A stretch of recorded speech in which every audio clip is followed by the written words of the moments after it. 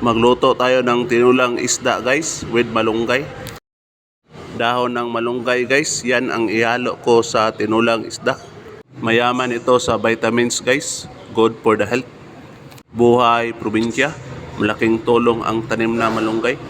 Bukod sa mayaman sa vitamins, pwede din itong panggamot sa sugat.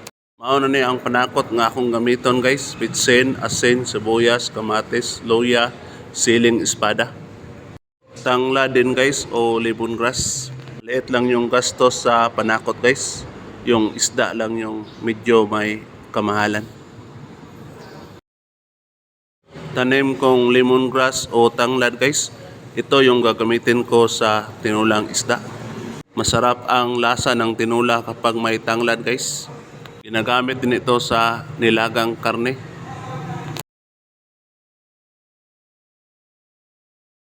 Hinugasan ko na ang kamatis, sibuyas, siling espada at saka luya guys. Hiniwa ko na ang sibuyas, kamatis, siling espada at saka luya guys. Umuulan kasi kaya naisipan kong magluto ng tinulang isda. Lamig at masarap uminom ng mainit na sabaw. Kinuha ko na ang tangkay ng malunggay guys para ihalo ko na ito sa tinula. Masarap talaga pag may malunggay ang tinulang isda. Ito na yung ulo ng tulingang isda guys. Ito yung lulutuin kong tinula.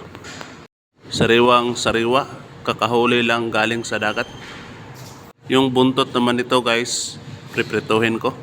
Ayan na guys, pinakulo ko muna ang tubig bago ko nilagay ang isda at saka yung mga panakot guys, kagaya ng tanglad, sibuyas, luya, asin, bitsin, kamatis, siling espada. Hintayin lang hanggang kumukulo yung tubig guys bago nyo ilagay yung isda at saka yung mga panakot guys.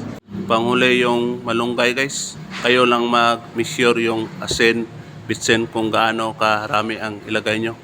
Kung depende sa lasa nyo guys. Tinulang isda sa probinsya. Masarap na mainit na sabaw, lalo na ngayon na malamig ang panahon. Good for the health. Paki-comment naman kung taga saang lugar kayo para malalaman ko kung saan naabot ang video ko. Subscribe naman. Salamat.